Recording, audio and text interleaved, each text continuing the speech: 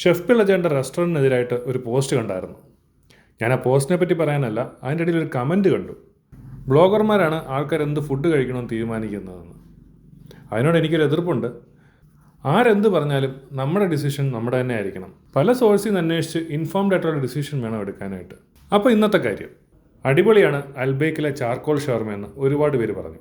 അങ്ങനെ നമ്മൾ കേശവാസുരം ആസിഫി ബിരിയാണിക്കടുത്തുള്ള അൽബേക്കിൽ പോയി.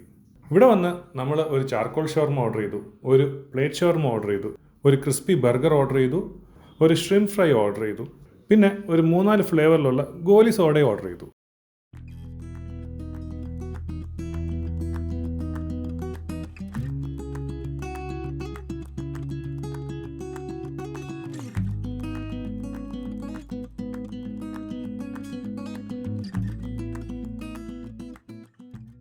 ചാർക്കോൾ ഷവർമ എല്ലാവർക്കും ഇഷ്ടപ്പെട്ടു, നല്ലതായിരുന്നു. ഓതൻറ്റിക് അറബിക് ഷവർമയായിട്ടൊന്നും കമ്പയർ ചെയ്യരുത്. ഇത് ഒരു ഇന്ത്യൻനെസ് കൊണ്ടുവന്നിട്ടുള്ള ഒരു ഷവർമയാണ്. ഒരു ഫ്രൈഡ് ചിക്കൻ്റെ ഒരു ഫ്ലേവറും പിന്നെ ഒരു ഇന്ത്യൻ മസാലയുടെ ഒരു ഫ്ലേവറൊക്കെ നമുക്ക് ഇതിനകത്ത് കിട്ടും. നല്ല ടേസ്റ്റായിരുന്നു.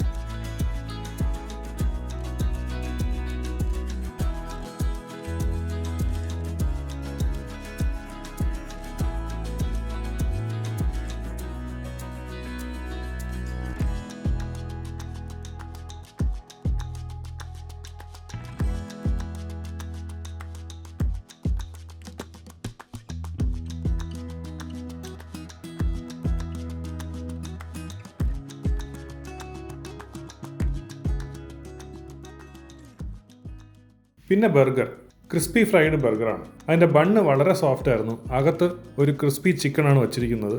സംഭവം നല്ല ടേസ്റ്റാണ്. അതിൻ്റെ വിലയും താരതമ്യേന വളരെ കുറവാണ്.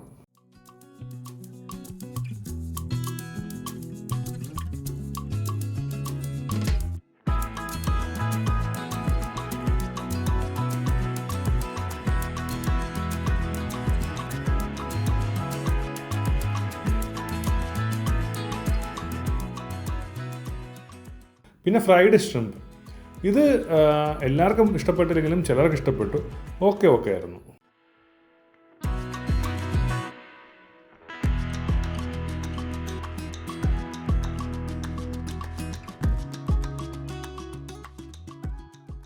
നേരത്തെ മെൻഷൻ ചെയ്യാൻ മറന്നുപോയൊരു കാര്യമാണ് ചിക്കൻ പോപ്കോൺ മാഗി. സംഭവം നല്ലതായിരുന്നു. നോർമൽ മാഗി മസാലയുടെ കൂടെ ഇവരെന്തൊക്കെ ആഡ് ചെയ്തിട്ടുണ്ടെന്നാണ് തോന്നുന്നത്. സംഭവം ടേസ്റ്റി ആയിരുന്നു. അതിൻ്റെ മുകളിലായിട്ട് ഫ്രൈഡ് ചിക്കനും വെച്ച് തരും. സംഭവം കൊള്ളാം.